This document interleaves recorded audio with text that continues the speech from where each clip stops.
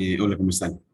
En esta ocasión quiero presentarles como una forma también de ejercitación en codificación y de constitución de modelos. Y voy a mostrarles pues cómo constituir un modelo, en este caso un modelo de Machine Learning para clasificación binaria y medir, y vamos a medir el desempeño de él utilizando las diferentes métricas que nos propone Aurélien Guérón para clasificadores binarios, como son la accuracy o exactitud del modelo, la precisión o precisión del modelo, del clasificador, el recall o el poder de detección del modelo, el puntaje F1, también la curva de precisión la curva de precisión y recuerdo, o de precisión contra recuerdo, o la curva que nos permite relacionar la frontera de decisión cuando utilizamos un modelo lineal, la frontera de decisión y umbral de decisión, el recuerdo y la precisión, de tal manera que podamos saber para cada umbral de decisión cuál es la precisión de nuestro modelo y el recall de nuestro modelo. Y también, además de eso, pues también poder determinar la curva ROC de nuestro modelo y el área bajo la curva de esa curva, pues valga la redundancia, de la curva ROC, que también es una medida de desempeño de un modelo de clasificación binaria. Y así tendríamos la constitución de un modelo y el recorrido por las diferentes medidas de desempeño que son aplicables para un clasificador binario en los términos de Aurélien Guérón, incluyendo además pues la matriz de confusión. Bueno, entonces vamos a poner manos a la obra, vamos a utilizar para nuestro clasificador binario el dataset de Menis, que son imágenes de dígitos,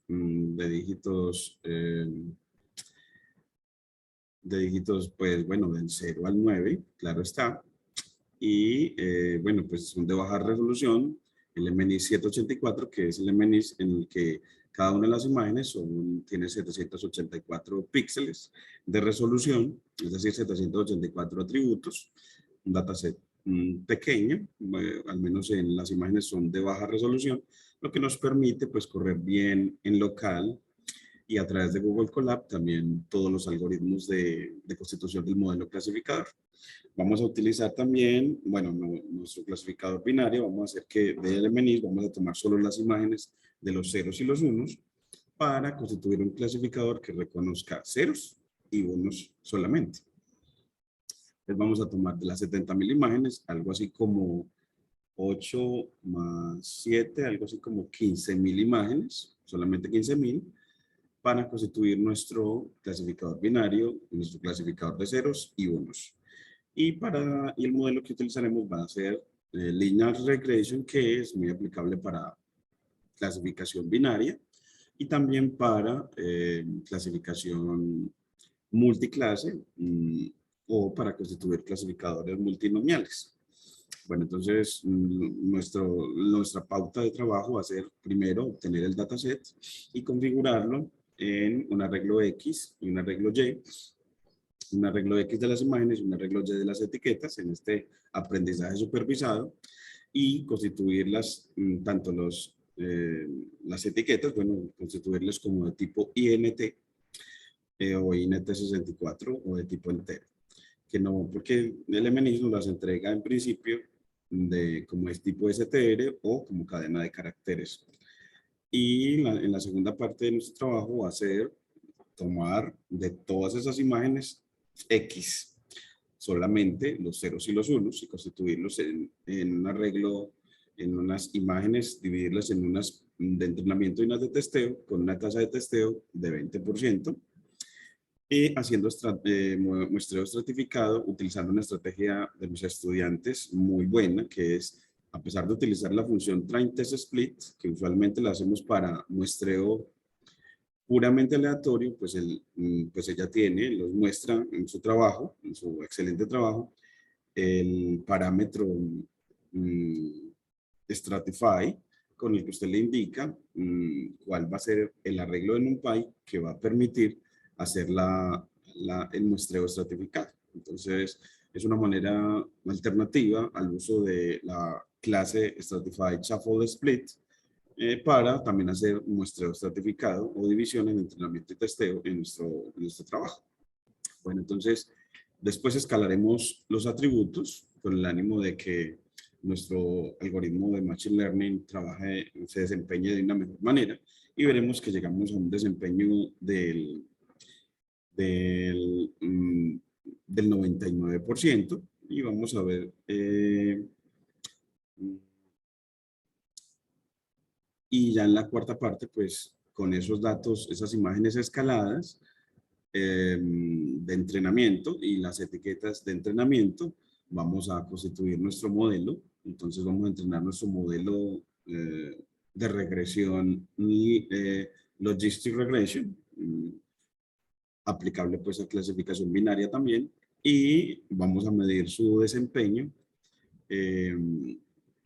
con el criterio o la métrica accuracy o de exactitud, también la de precisión, y también el recall, también el puntaje F1. Vamos a hacer un buen abanico de medición y vamos a mover el desempeño de nuestro modelo a que quede al 100%. Entonces, en este caso vamos a cambiarlo a mover el umbral de decisión para obtener un 100% de precisión.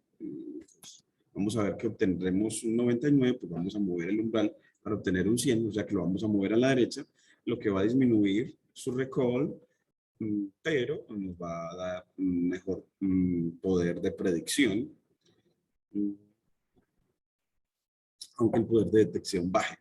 Y finalmente vamos a trazar la curva ROC y vamos a hallar el área bajo la curva ROC, que son ambos instrumentos para medir desempeño en clasificadores binarios, como lo presenta bien Guerón.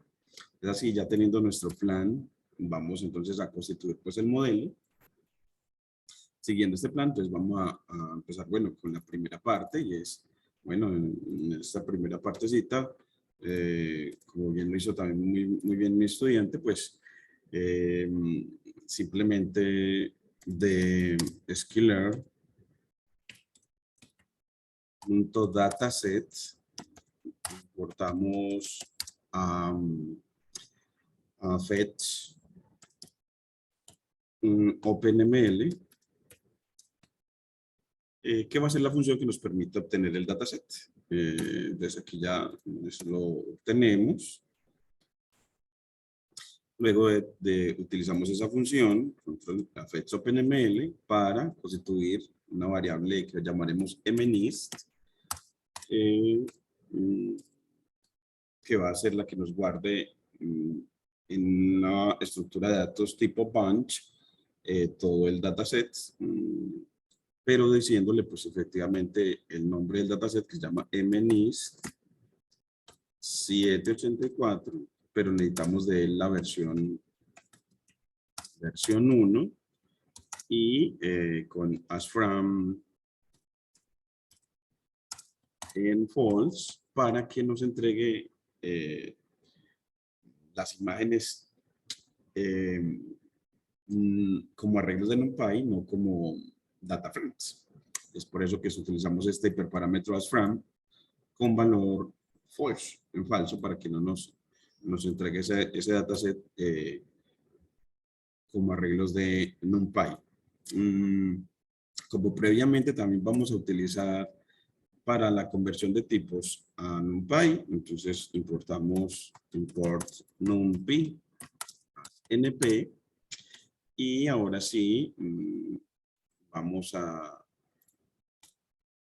esperar un momentico que nos constituya el dataset.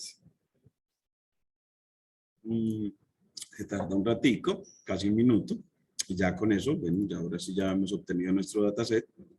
Luego de tenerlo, pues vamos ahora sí a tomar las imágenes, el arreglo X y las etiquetas Y de todos los dígitos que hay, 70,000 imágenes de dígitos del 0 al 9, tomando de MNIST a través de la clave data las imágenes y de MNIST a través de la clave target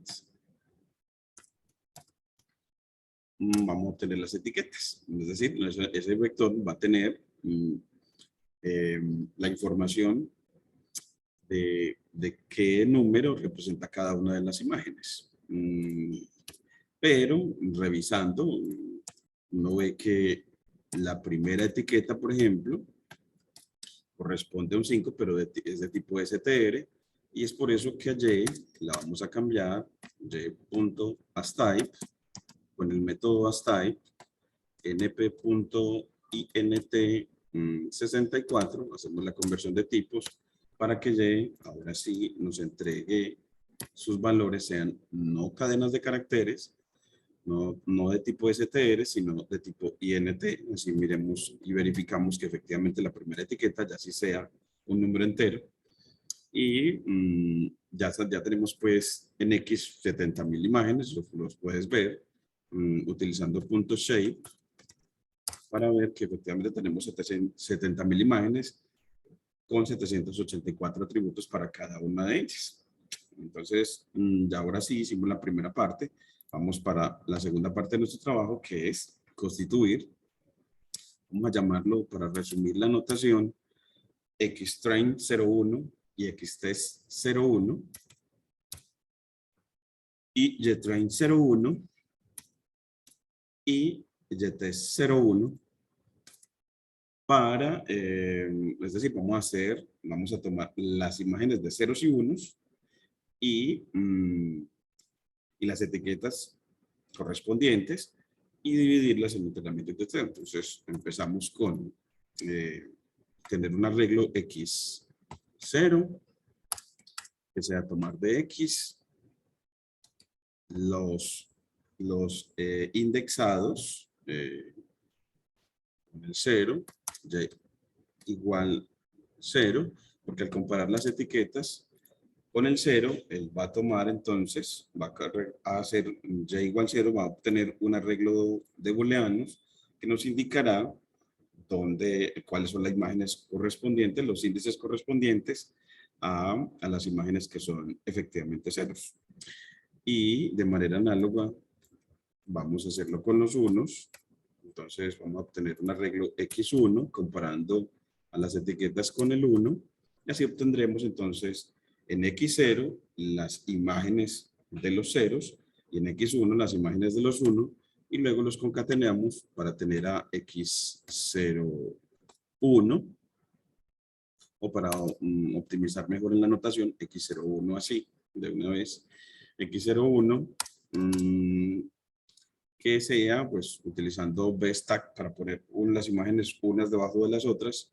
Entonces utilizamos a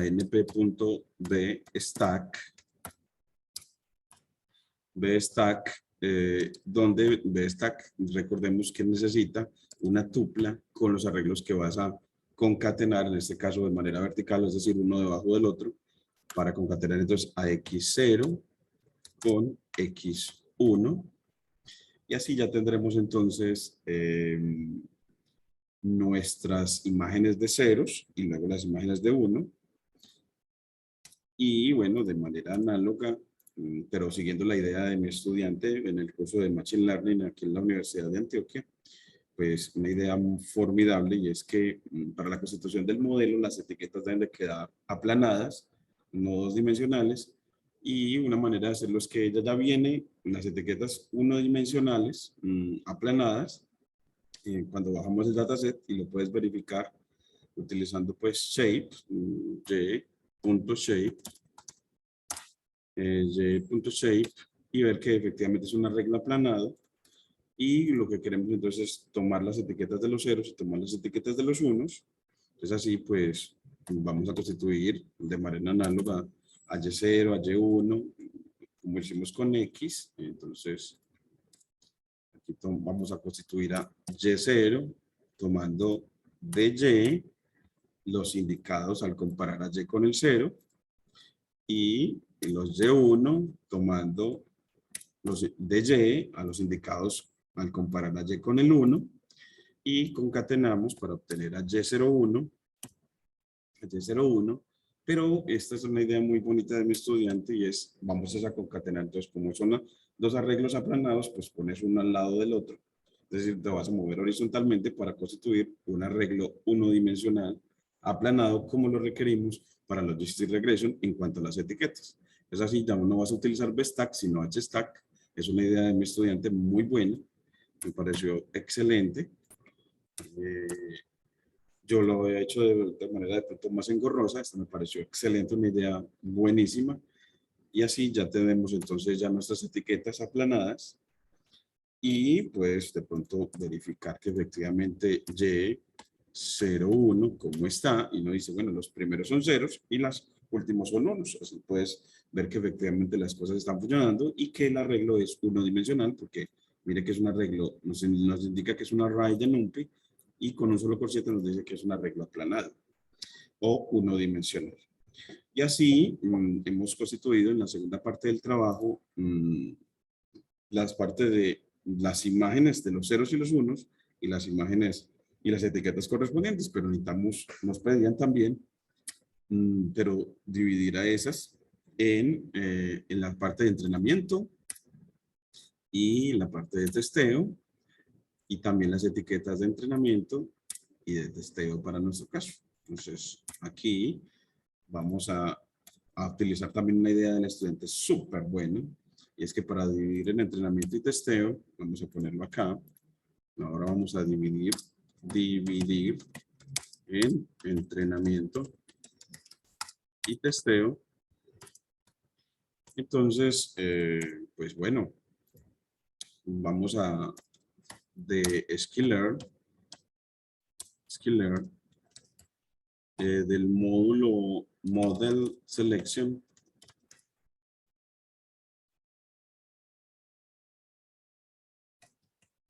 Vamos a importar a train test split, que usualmente la utilizamos para muestreo puramente aleatorio, pero el estudiante nos muestra que también se puede hacer para muestreo estratificado de una manera muy sencilla, utilizando como criterio de estratificación a las etiquetas. Entonces, bueno, pues traemos a nuestra función. Aquí nos dice que el módulo se llama Model Selection. Model Selection. Model Selection. Selección. De nombre. Ahora sí, ya teniéndola, pues bueno, tomamos a nuestra función, control C. Y ya sabemos que vamos a obtener en las imágenes, vamos a obtener unas X 01 train y unas X01 test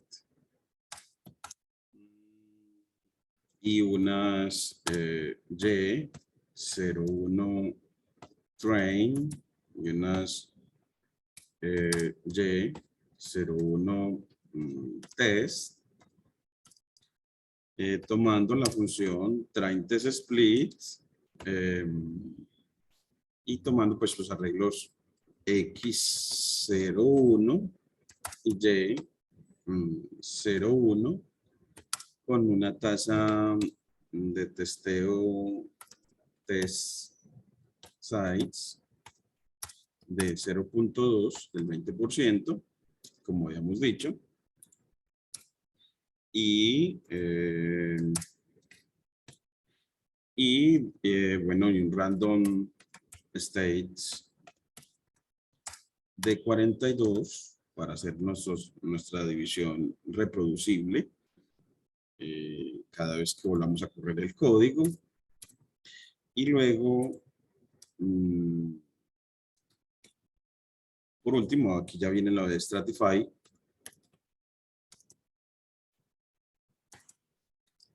Ese parámetro Stratify lo vamos a hacer, ¿quién va a ser el que nos permite hacer la estratificación? Que va a ser Y01.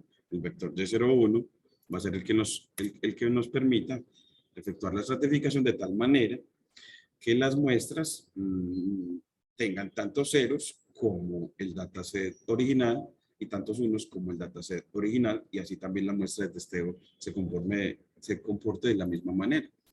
Entonces, así corremos y bueno, aquí nos dice que hay un error en Stratified. Bueno, entonces miramos cómo se debe escribir ese. Entonces podemos revisar de pronto en internet para ver la manera de escribir Stratified. Vamos a corregir la manera, y eso aprovechando la múltiple documentación que uno puede encontrar en internet que le ayuda en el trabajo.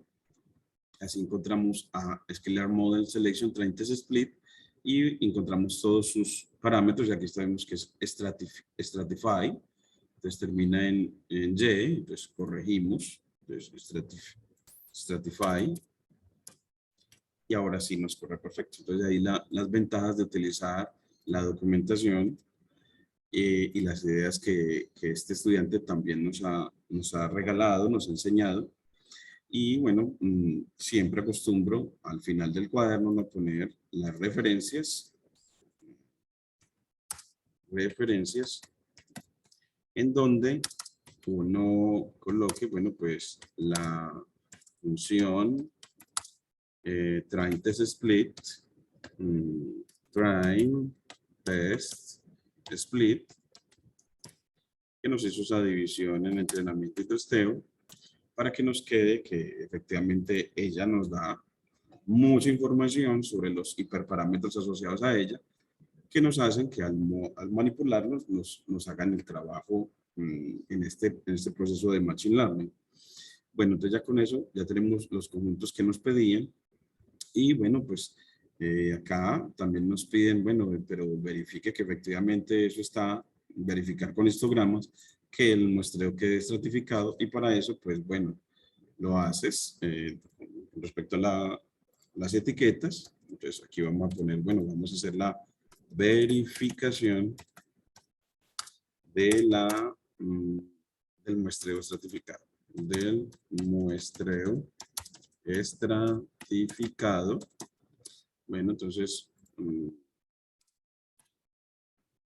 aquí pues para esa verificación nosotros una cosita que quería decirles es que cada vez que uno vaya en una línea de texto, bueno, primero, pues que una línea de código que se identifica con el IN corchetes, pues la conviertes en una línea de texto, oprimiendo la tecla M de tu computador, y la retornas, la puedes convertir una de texto en una de código, oprimiendo la tecla Y, y que cuando tienes una de texto, si quieres un título de segunda categoría, pones doble numeral, espacio, y ahí sí pones el título. Entonces siempre tienes que poner doble numeral para títulos de segunda categoría, espacio, y ahí sí te queda un título grandecito, bonito. Y ahora vamos a importar, entonces import matplotlib.pyplot as plt para la graficación de nuestros histogramas, y vamos a decirle que vamos a constituir una figura con un sistema de ejes a X, pero una figura que va a tener 3 cuadrículas. Entonces vamos a utilizar a nuestra función plt.subplots, que nos va a permitir hacer figuras divididas en varias cuadrículas, en este caso 3 cuadrículas en forma horizontal, o sea, un arreglo de 1 por 3, cuyo tamaño lo hacemos con el parámetro fixSize, sea por ejemplo de 20 por 6, a través de una tupla. Entonces te aseguras de ponerle acá, delimitar con corchetes, y así ya le dijiste que efectivamente va a ser una cuadrícula, y luego le dices, bueno, pues AX en la primera cuadrícula vas a graficar un histograma del vector Y01, que es el vector original de las etiquetas de los ceros y los unos, que nos va a mostrar entonces cómo están configurados cuántos ceros y cuántos unos hay en nuestro dataset. Y de manera análoga vamos a graficar las muestras, los histogramas de las muestras Y01 train y a Y01 test para ver que los histogramas se parezcan, para que nos muestre que efectivamente las muestras están en la misma proporción que toda la población. Entonces aquí ya este va a ser para la segunda cuadrícula y este va a ser para la tercera. Y le ponemos plt.grid si queremos que nuestro histograma tenga la cuadrícula y plt.show si queremos que no ponga sus comentarios y plt.savefig si queremos salvar esta verificación en un gráfico de extensión .jpg, una imagen JPG que sea verificación muestreo estratificado. Muestreo estratificado .jpg. Y ahí sí. Ya con eso, miremos nuestro gráfico, vemos que los histogramas efectivamente todos tienen la misma forma, mostrándonos que el 1 se presenta mayoritariamente en el dataset original y en las muestras de entrenamiento y testeo. Entonces así, pues, de pronto como para poderlo indicar mejor, miren que acá, pues, plt.grid, uno le podría mejor dejar para que grafiquen todos, control X, y debajo de este ponemos que el grid es para la primera cuadrícula, X de 0, pero también para la segunda y para la tercera. Entonces, para la segunda, la indexada con el 1, y para la tercera, la indexada con el 2. Y así nos deja la cuadrícula para todos, y además queremos ponerle título a todas, entonces a la primera le ponemos label igual a muestra histograma del dataset total. Entonces, dataset, y aquí muestra de entrenamiento. Entonces aquí label para muestra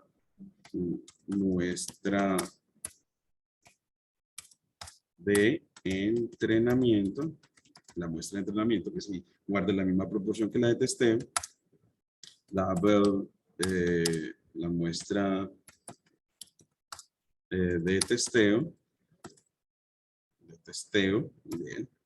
Y ahora sí, y le decimos además, en cada caso que muestre esas etiquetas, entonces le ponemos a x de 0, punto legends, para que nos ponga esa leyenda en la primera cuadrícula, y le pedimos de manera análoga para la segunda cuadrícula, legends, y de manera análoga para la tercera.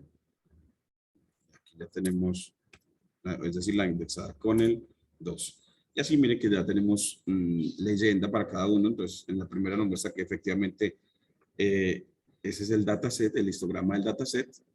El segundo de la muestra de entrenamiento y el tercero de la muestra de testeo. Y nos quedan todos cuadriculados, donde podemos leer claramente que efectivamente hay casi 8.000 unos y casi 7.000 ceros o imágenes de ceros en el dataset total, y que en las muestras mayoritariamente también se presentan los unos en las muestras de entrenamiento y de testeo. Entonces, es una verificación muy buena de que nuestro muestreo estratificado está muy bueno, y volvemos a darle gracias a nuestro estudiante por mostrarnos una manera muy sencilla de implementar el muestreo estratificado a través de la función train-test-split. Y bueno, ahora vamos a hacer el escalamiento. El escalamiento de nuestras imágenes, de nuestros atributos en esta clasificación binaria. Y para eso, pues vamos a tomar de Skiller del módulo Pre-Processing, importaremos a estándar Scalar, porque queremos que la estrategia, en este caso, de escalamiento de los atributos, sea la que consiste en restar la media de cada atributo y dividir por la desviación estándar de los mismos, pero la media de cada atributo en el conjunto de entrenamiento. Y con él queremos siempre, con esa media y con esa desviación estándar, queremos siempre escalar cualquier imagen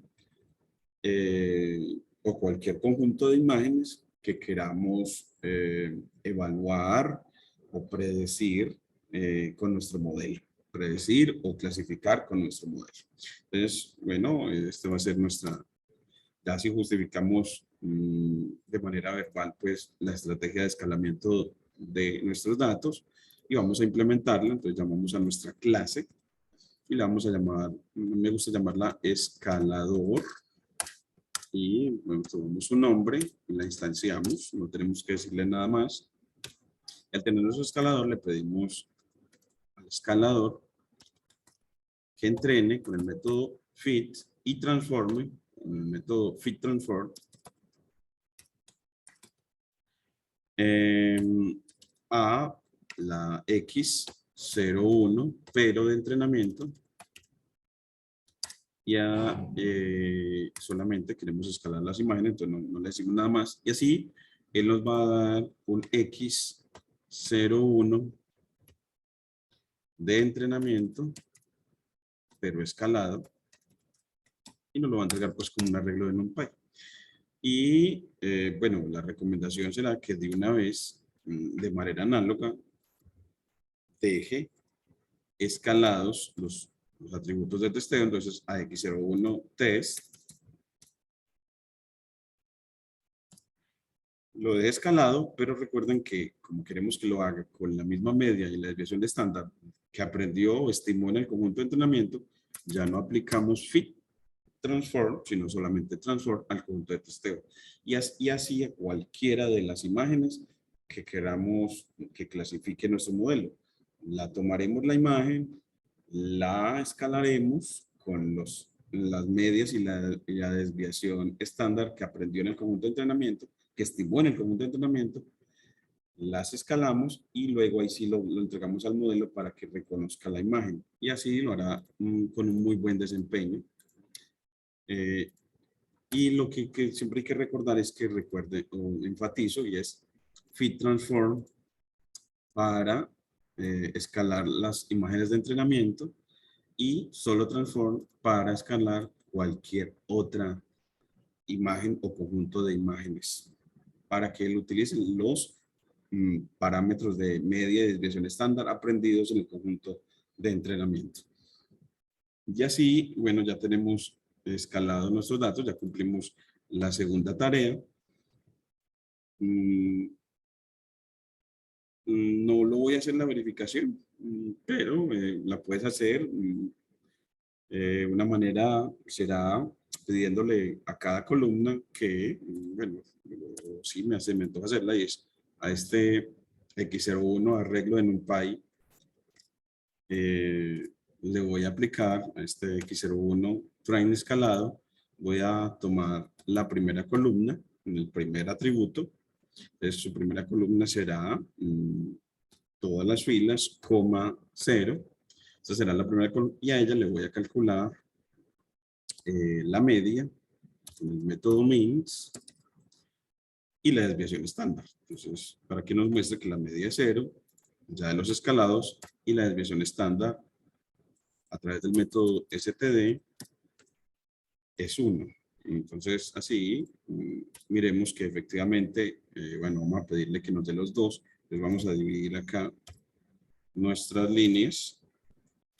Y aquí nos da media 0 y desviación estándar nos debería dar un 1. Vamos a ver aquí qué será lo que, ¿por qué no nos da? Nos da es que desviación estándar std 0, siendo que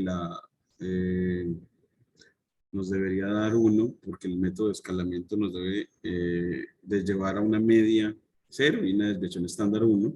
Esa es la forma en que estándar escala no pela, entonces revisémoslo. Entonces, con media nos dio bien, x01 trae un escalado de esa primera columna, punto std, y nos sigue dando 0.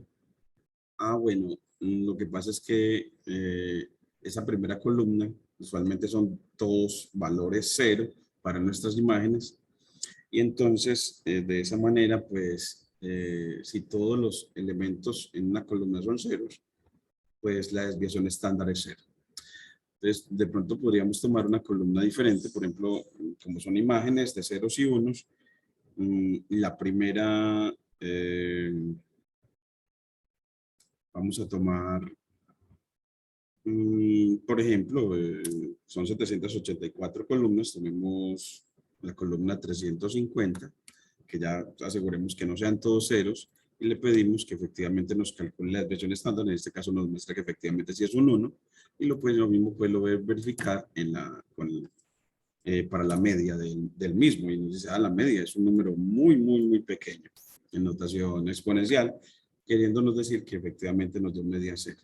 Es así, ya uno como que se va dando cuenta qué es lo que está pasando, cómo son nuestras imágenes, que efectivamente el escalado es correcto.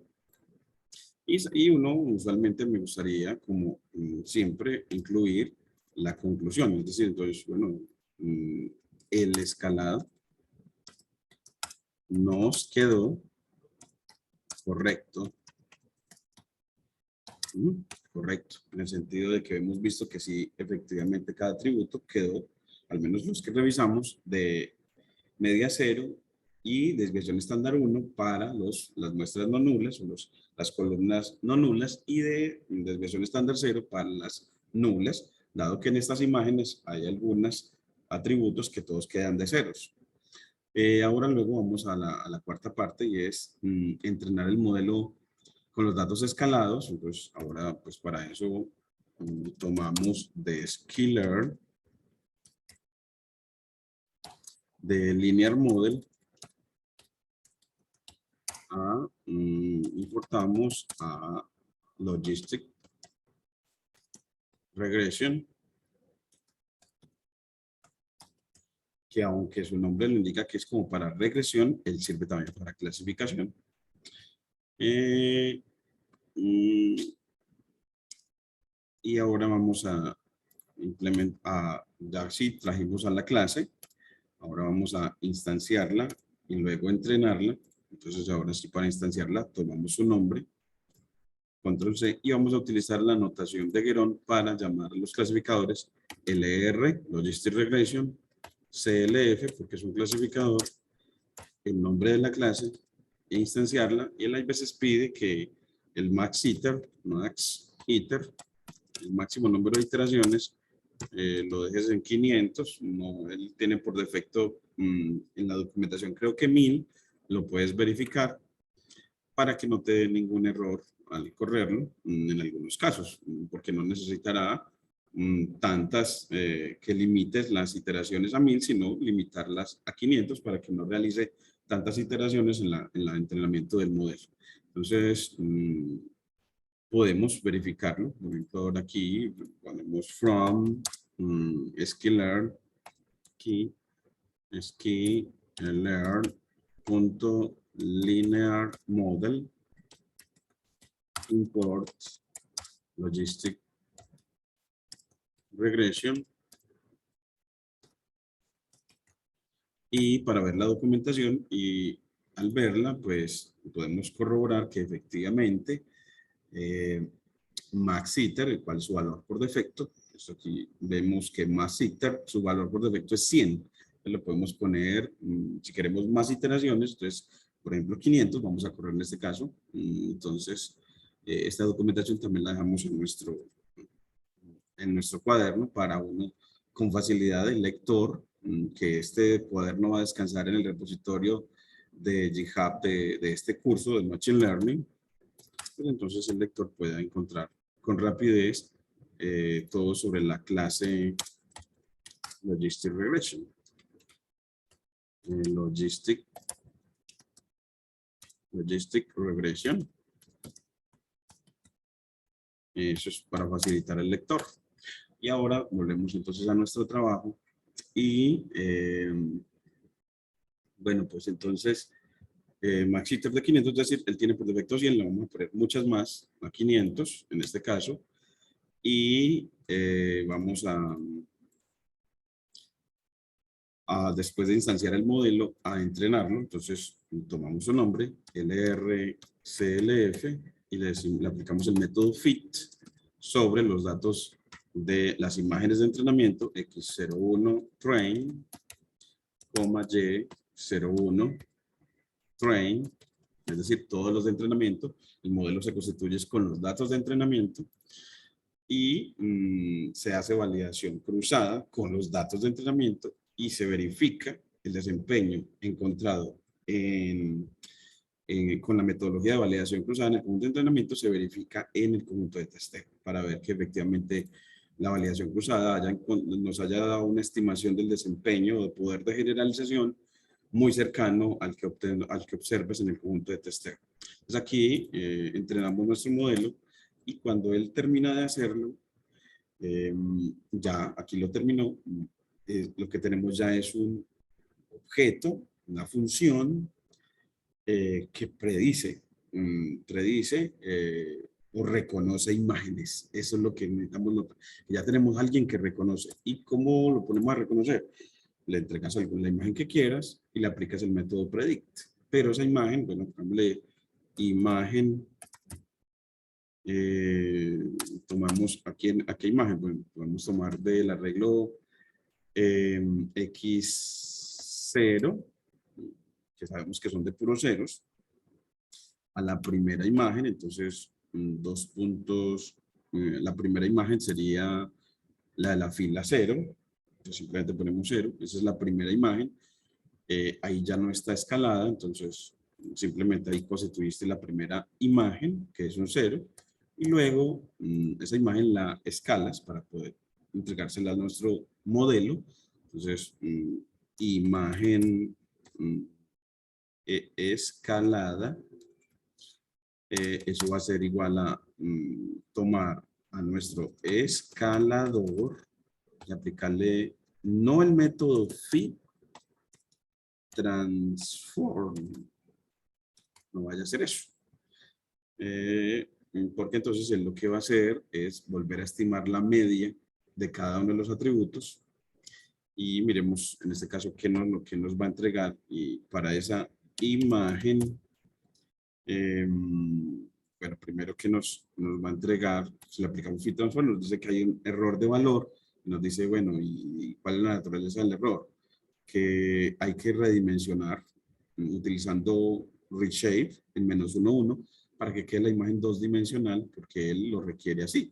Bueno, entonces aplicas punto reshape -1,1 para volverla 2-dimensional, porque él, entonces, esas imágenes, para él hacer la predicción, no las requiere 2-dimensionales. Bueno, entonces aquí aplicamos.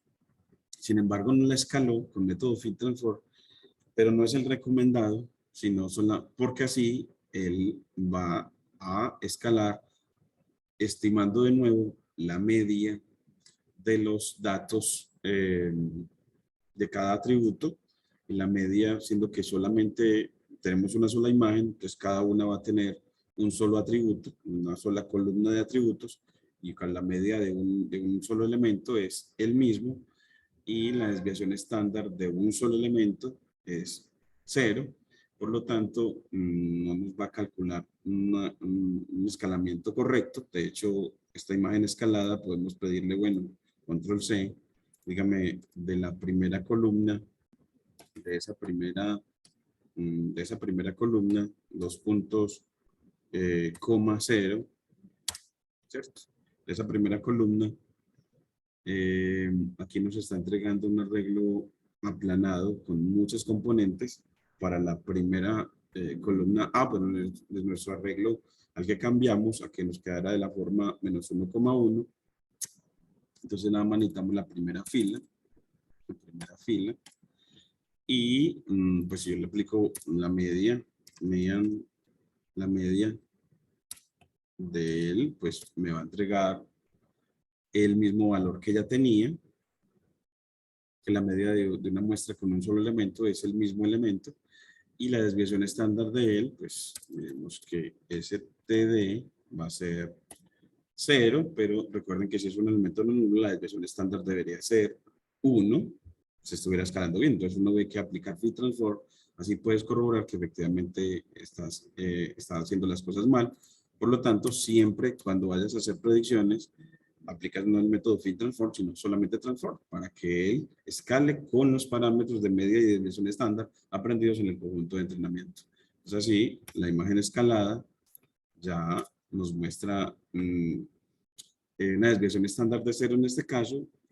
Tenemos que ver que debería ser de 1.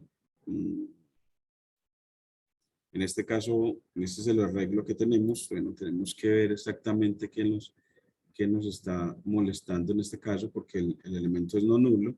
Y luego la desviación estándar de esa columna, de esa primera columna en nuestra imagen, bien como lo estamos haciendo acá, punto std, sigue dando de 0, pero esa es la forma en que siempre debes aplicar. Acá debemos de acabar de revisar que efectivamente estemos refiriéndonos bien en el arreglo. La desviación estándar de un solo elemento, él siempre va a hacerlo dividiendo por la desviación estándar aprendida en el conjunto de entrenamiento para obtener una nueva muestra con desviación estándar de 1, pero en este caso, al dividir por esa desviación estándar, nos está dando 0. Bueno, tenemos que revisar cómo lo está haciendo el, el método, pero te quiero decir siempre que efectivamente vas a aplicar fit transform y luego de que tengas esa imagen escalada, se la entregas a nuestro predictor. Entonces, aplicas LRCLF a nuestro clasificador, le aplicamos el método predict y le entregamos la imagen escalada, la imagen escaladita, para que él nos haga la predicción. Pero bueno, otra vez, esa imagen escalada nos dice que hay un error con respecto a X. Tiene una sola propiedad como muestra y espera 784. La imagen escalada, vamos a ver, esta imagen escalada, vamos a ver qué sería, nos hace la predicción, la imagen escalada, miremos a ver por qué no nos quiere dar la predicción que queremos. Tomemos la imagen escalada para que nos la muestre, efectivamente es 2-dimensional, como esperábamos, y ya es 2-dimensional, no debería darnos ningún problema porque está de 784. Vamos a ver, vamos a ponerle otra vez imagen escalada, punto Ravel para aplanarla, a ver si es que para predecir, si aplanada de todas maneras nos dice que hay problemas y nos dice que la naturaleza del error es que redimensiona menos 1,1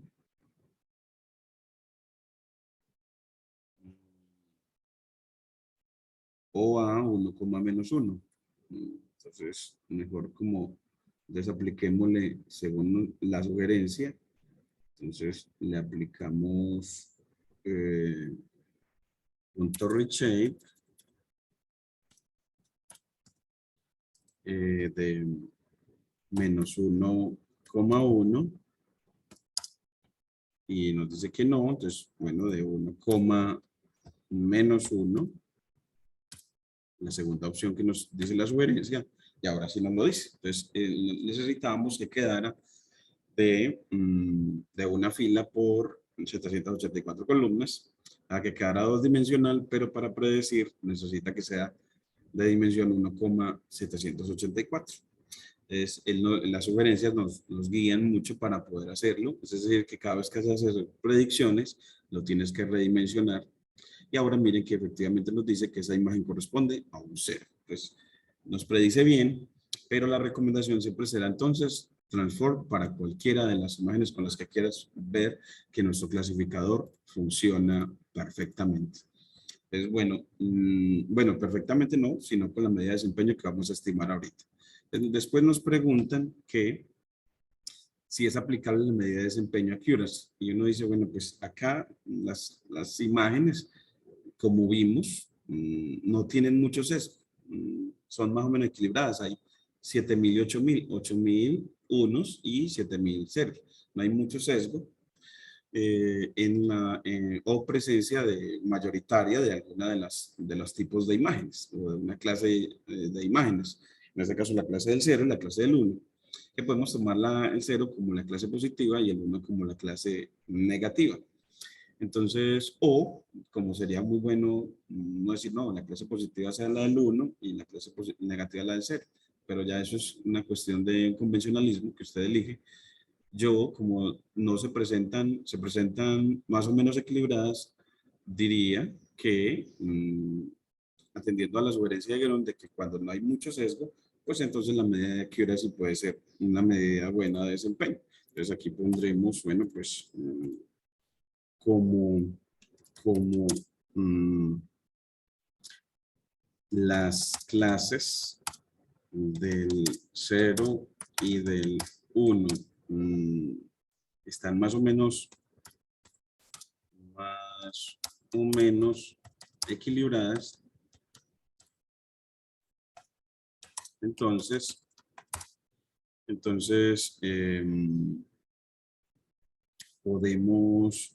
podemos considerar accuracy como una buena medida de desempeño de nuestro clasificador. Bueno, entonces así respondemos a la pregunta que nos hicieron y ahora, pues bueno, entonces midamos pues con el accuracy el desempeño de nuestro clasificador y para eso, pues utilizamos validación cruzada en el conjunto de entrenamiento con las 5 hojas de validación que nos sugieren acá. Entonces, para eso vamos a tomar from sklearn. De sklearn, pues, model selection. Importaremos de ese módulo import. Vamos a importar a cross, la función cross val score, que ella nos medirá la exactitud de nuestro modelo, no la precisión.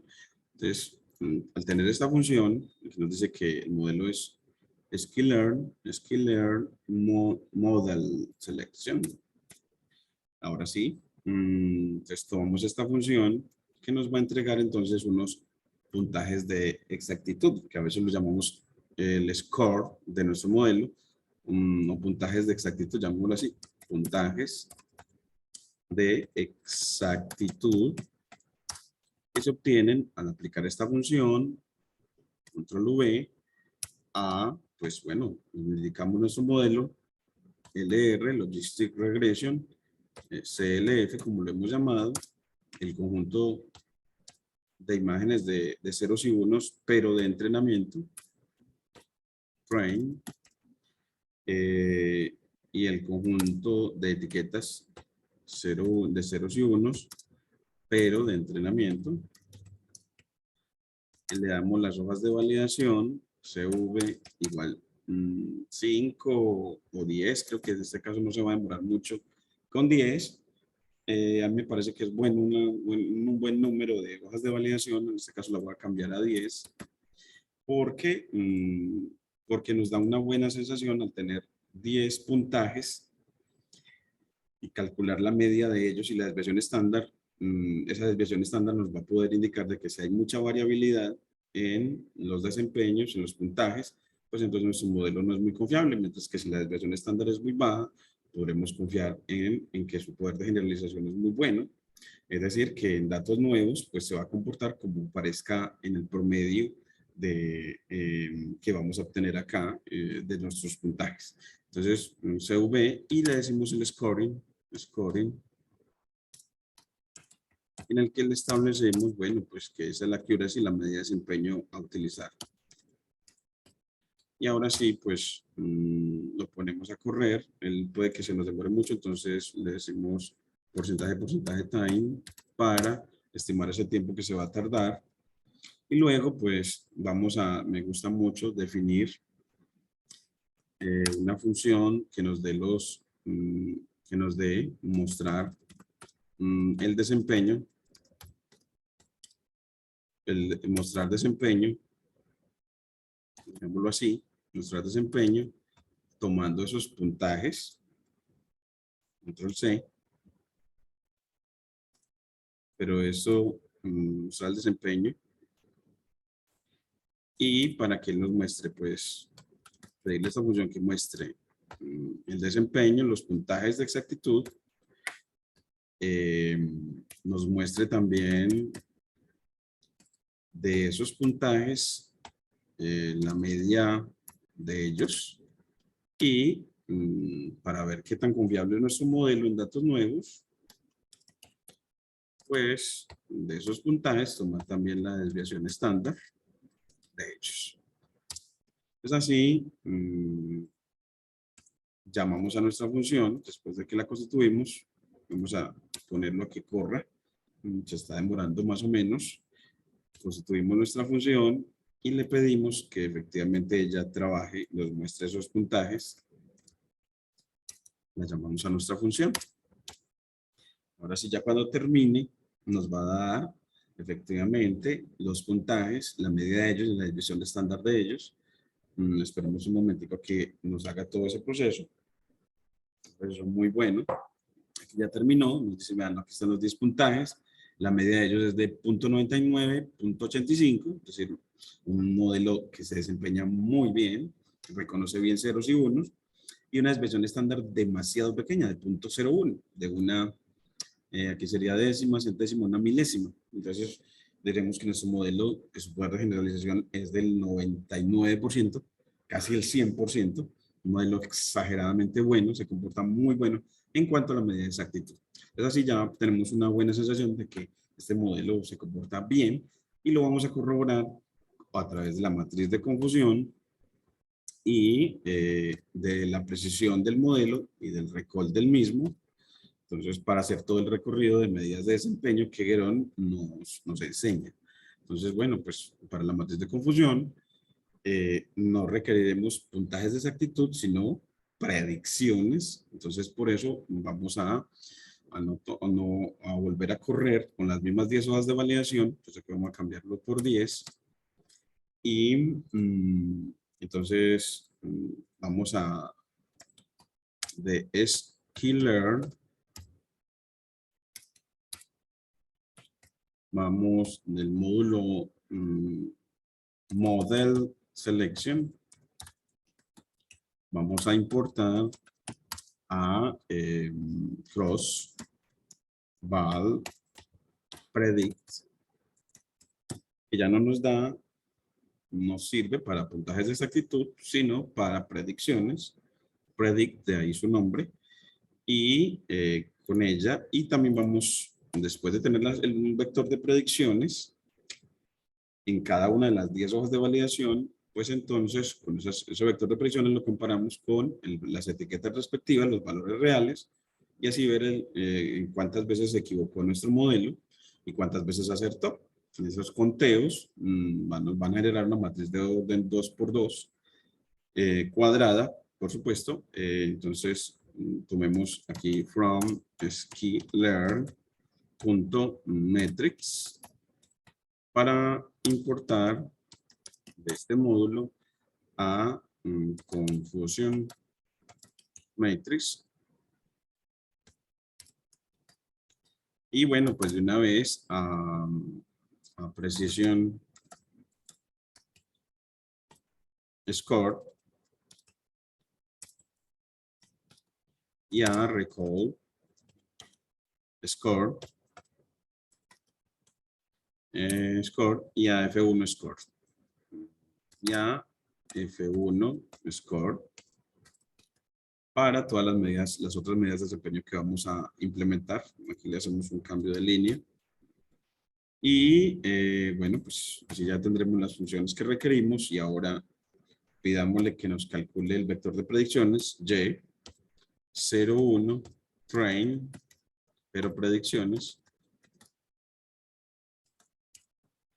que se halla, pues tomando across val predict, control C,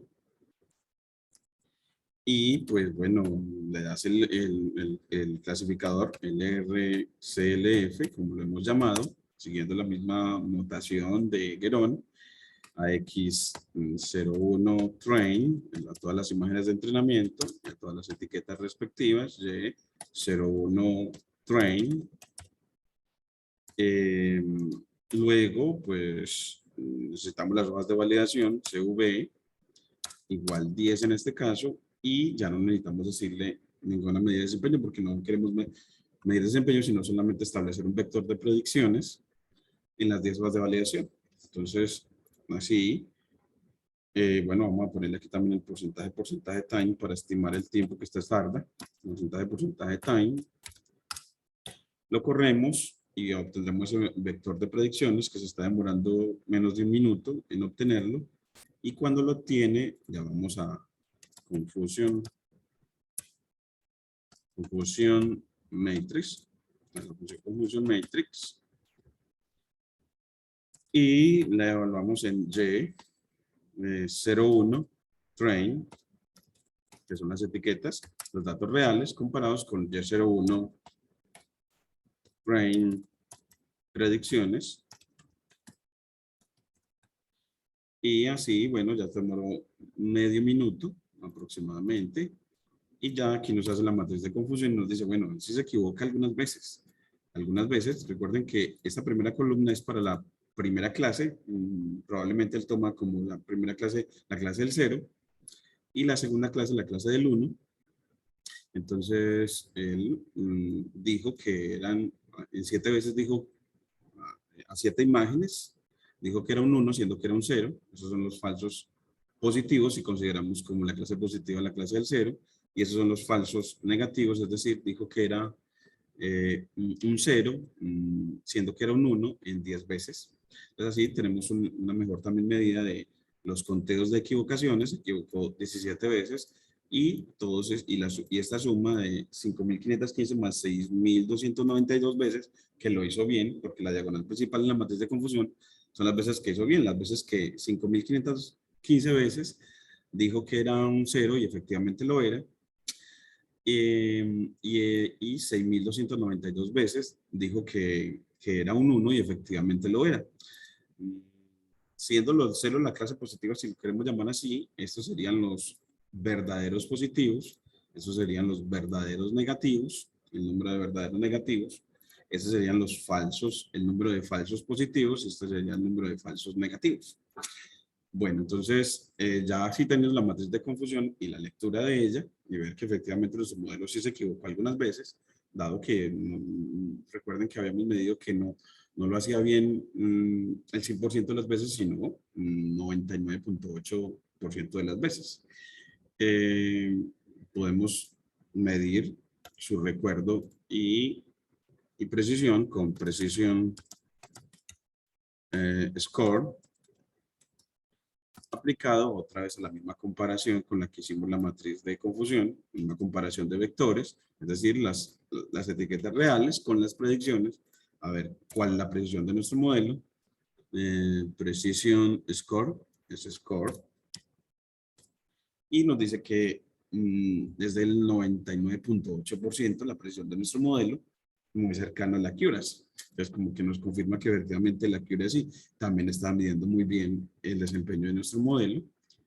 Es decir, nos decía que las cosas con nuestro modelo son muy buenas y ahora de manera análoga calculamos el recall, control Z, control C y aquí control V y aquí le cambiamos de precisión a recall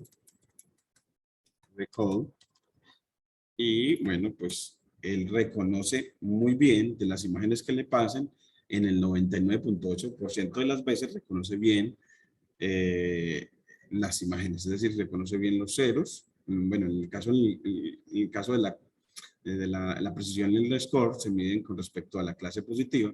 Entonces, el recall nos dice que el 99.8% de las veces reconoce de un conjunto de imágenes bien a la clase positiva. En este caso, si ya elegimos la clase positiva, al 0.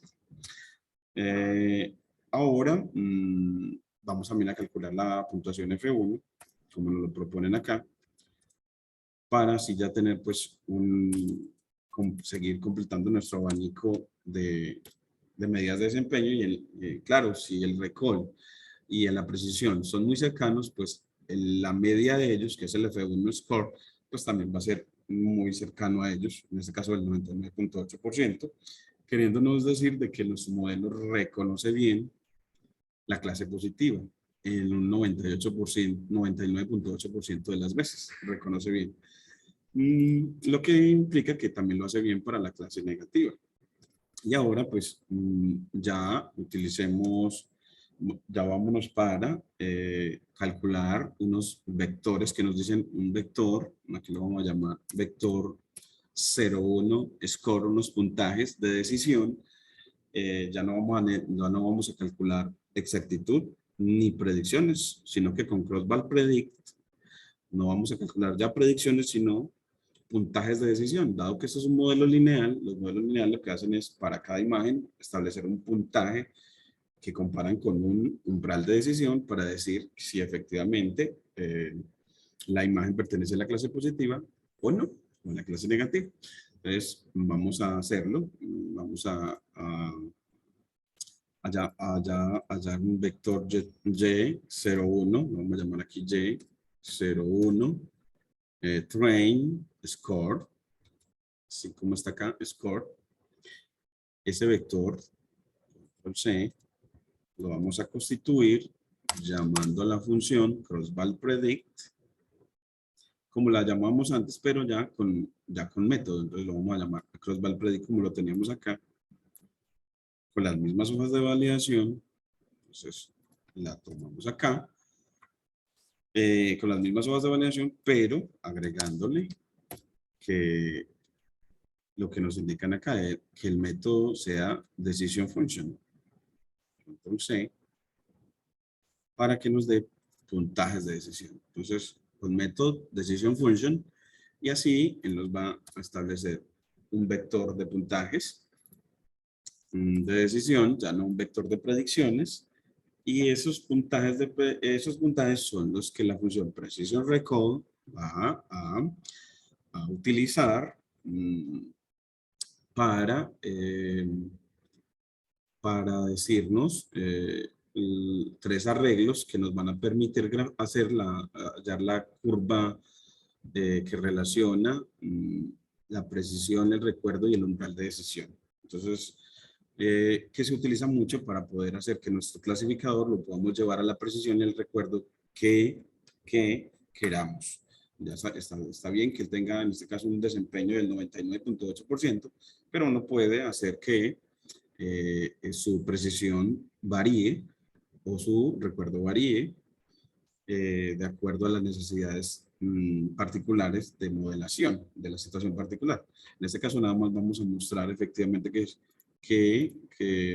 esas variables se pueden relacionar, el recuerdo, la precisión y el umbral de decisión a través de un gráfico.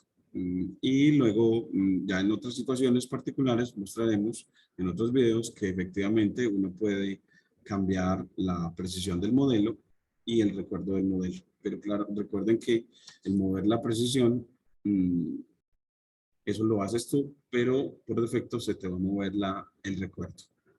Bueno, entonces aquí vamos a efectivamente, después de tener ya nos dio esos puntajes, vamos a llamar a nuestra función ahora sí en la segunda parte. Ya aquí cumplimos lo que nos dijeron en la primera.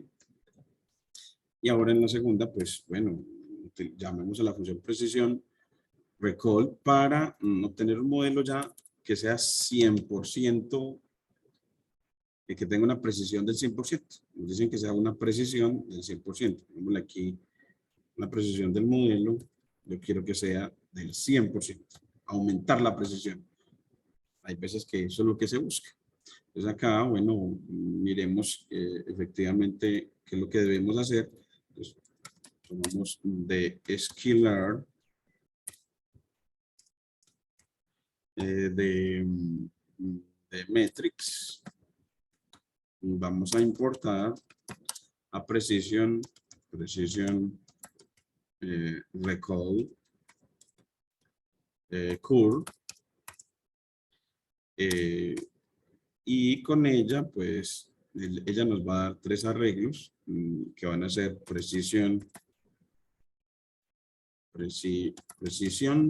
las precisiones contra los recuerdos, recalls,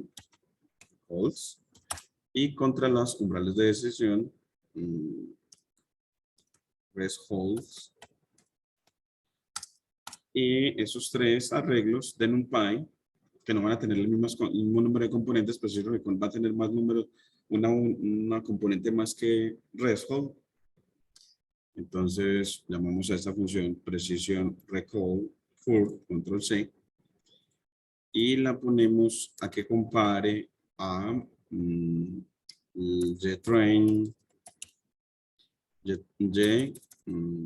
Y01 train, a nuestras etiquetas de entrenamiento con los puntajes que acabamos de hallar, control C, control V, esos puntajes, y aquí le hacemos un cambio de línea. Y para que nos haya esos tres arreglos de NumPy, ya aquí nos los hizo y ya le pedimos que nos grafique entonces esa relación entre esas tres variables utilizando plt.plot, llamando a la función plot, para relacionar a el umbral de desempeño, el umbral de decisión, perdón, con los umbrales de decisión con las precisiones, pero como tiene una componente más, le decimos que hasta -1, es decir, que le quite una, y en el mismo eje, el mismo sistema de ejes, nos grafique, ya es los umbrales, ya no con respecto a las precisiones, sino con respecto a los recalls. Y ahora sí, aquí ya nos va a graficar, aquí nos da un errorcito, dice que deben de tener la misma dimensión X y Y, y bueno, de pronto aquí nos está diciendo, bueno, es que no la tienen. Entonces vamos a revisar qué es lo que está pasando. Entonces calculas de precisión recall y results, control C, control V, calculas la longitud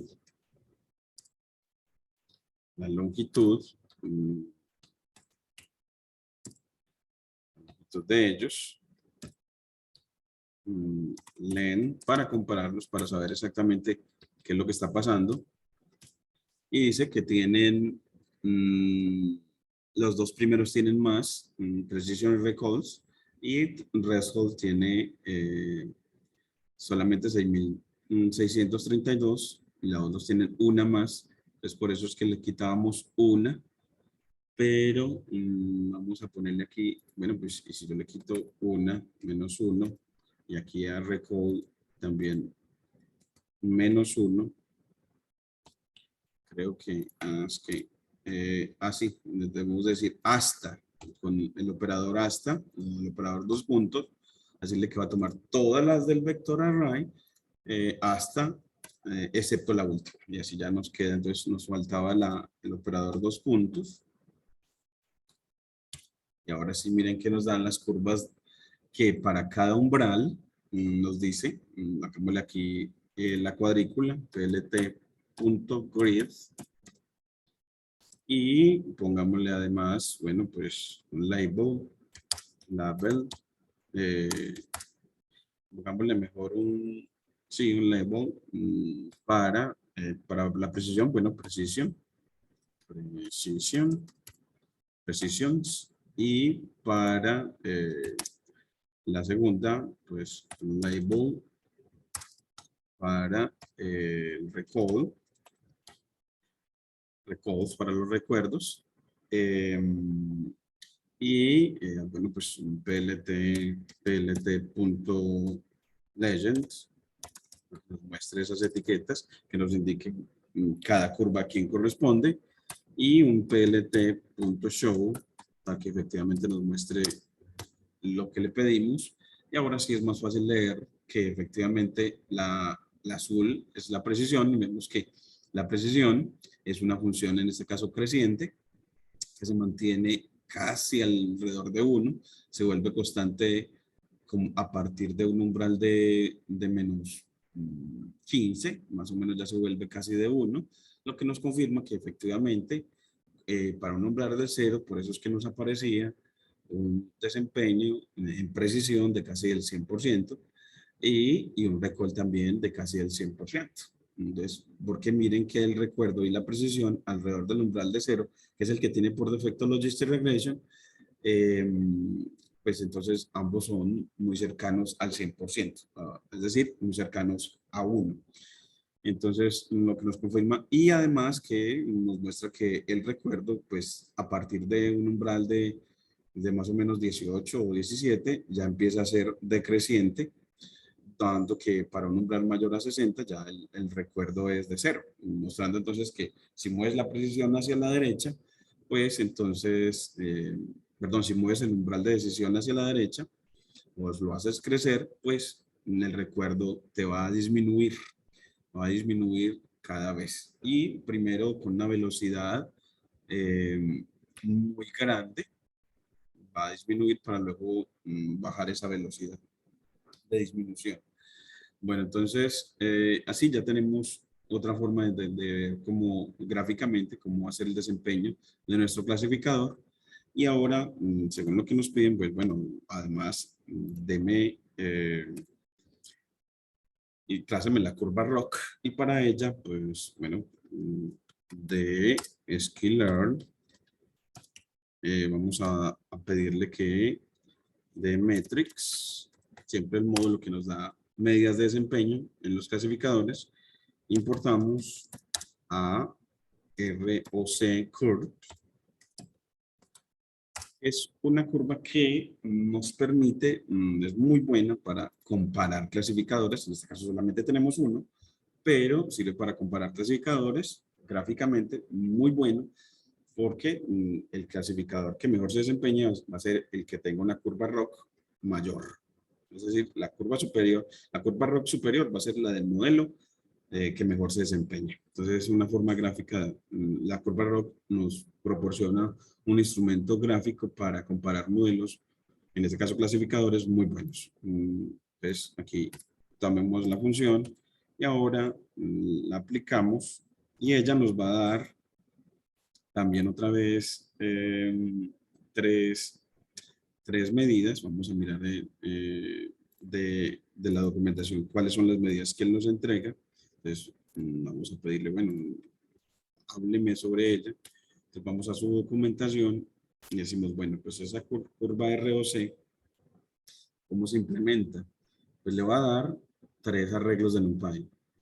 La tasa de falsos positivos contra la tasa de verdaderos positivos, y relacionada con los umbrales de decisión. Entonces nos va a dar esos 3 el aplicar esta función. Entonces en este caso pues vamos a tomarla. Esas tasas, bueno, le quitamos el matrix, ya no lo necesitamos por la forma en que lo importamos. Y comparamos entonces nuestras etiquetas de 0, 1 train con las Y, 01, train, y nosotros lo llamamos scores, esos puntajes, lo que los hemos llamado scores, los hemos llamado aquí scores, está bien, y ese se lo quitas,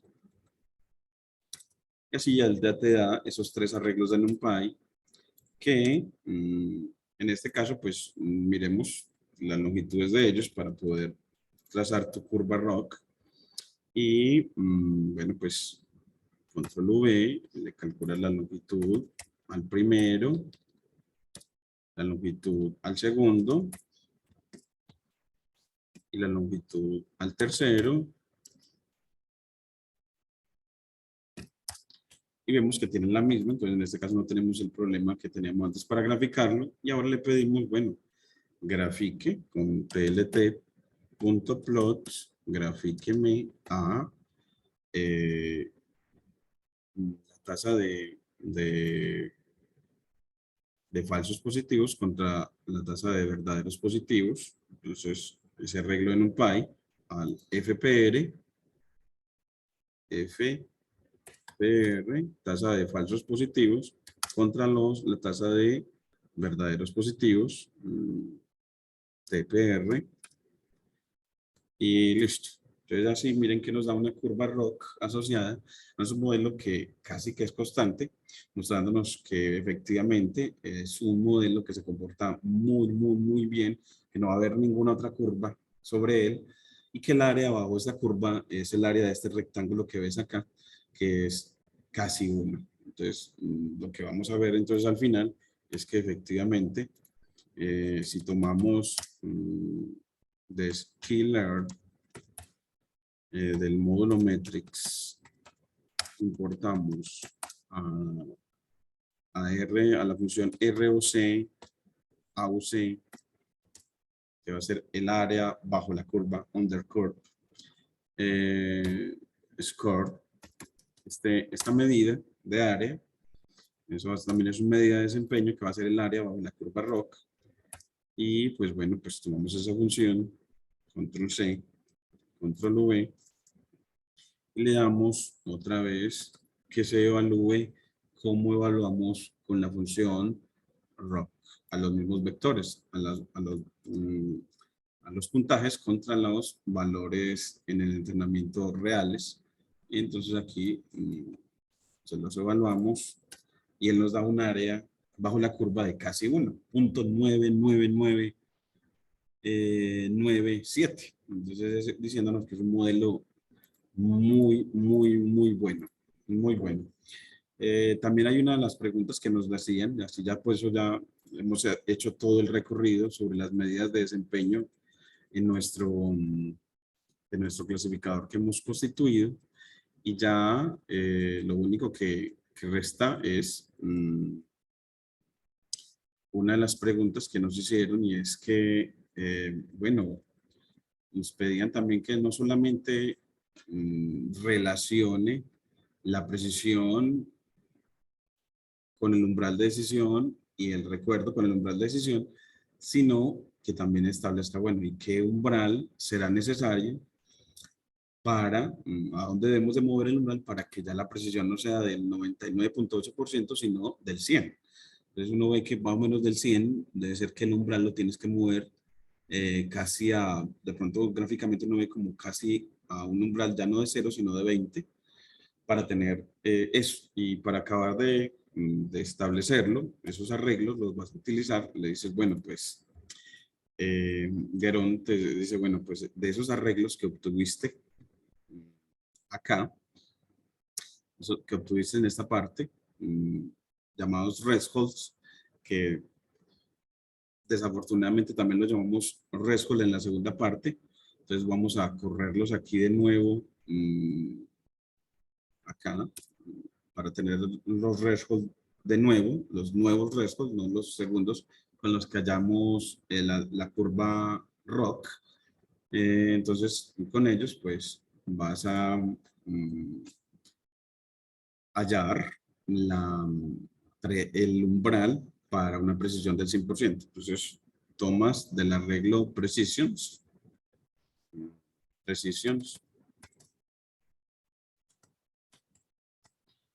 Vamos a identificar a partir de qué punto, si usted lo ve, él te va a mostrar unos valores que empiezan en punto 95 de manera creciente, se va a ir moviendo hasta 1. Es bueno que queremos saber exactamente cuándo cambió a 1, cuándo cambió al 100%. Entonces necesitamos saber en qué componente. Entonces miramos a Guerón y él nos dice, bueno, ¿y de qué manera lo puedes identificar? Entonces miremos acá, Guerón, él nos dice, bueno, pues vas a identificar así. Miremos acá en su texto sobre la matriz, sobre esta curva de precisión. Nos dice, bueno, para hacer eso, vas a comparar precisión con mayor o igual al 100% que necesitamos para obtener un arreglo de booleanos. Entonces, en este caso, tomamos esa estrategia y decimos, bueno, si comparamos a precisión este arreglo de NumPy, lo comparamos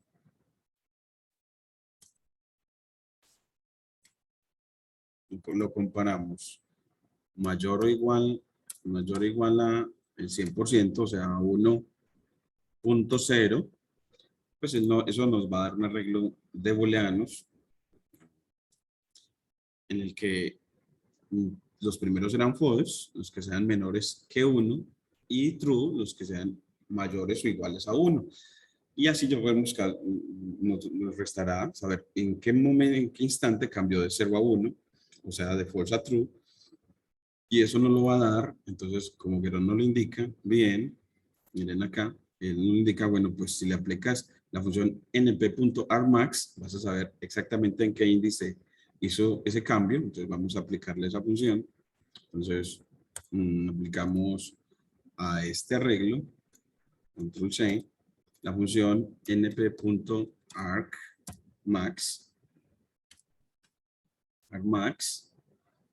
a este arreglo,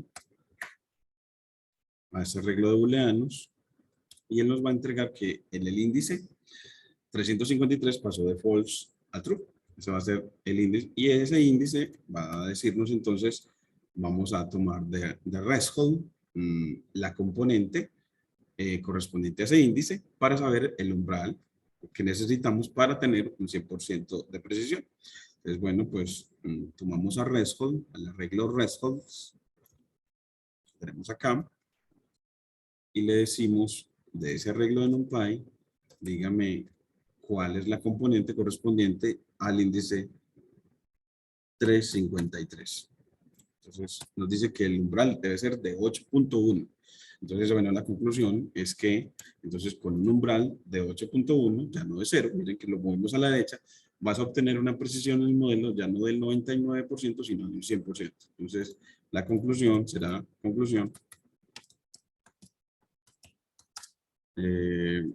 moviendo el umbral de decisión de 0 a 8.1, entonces dejémoslo por redondear, a 8.11, tendrás un modelo con una precisión del 100%. Eso es lo que queremos. Y ya, pues si quieres efectivamente hacerlo para que ya cambie a un 100% y lo verifiques, pues efectivamente sigue la idea de Guerón de entonces constituir ya las predicciones, el vector de predicciones o de umbrales de decisión, en este caso de puntajes de decisión, y compararlo con este umbral y así tener efectivamente un modelo que te reconozca con una precisión del 100%, ya no de un 99%. No olvides pues seguirte suscribiendo a mi canal. para seguir creciendo en el conocimiento del Machine Learning, de la ciencia de datos, tan aplicable en nuestra actualidad. En este caso, el reconocimiento de imágenes, en este caso, el reconocimiento de imágenes de dígitos, en este caso, reconocimiento de ceros y de unos para clasificación binaria, siguiendo la metodología de Guerón y mostrando el abanico total de medidas de desempeño que para los clasificadores binarios Aurélien Guerón presenta también en su libro Manos a la obra al Machine Learning. Muchas gracias.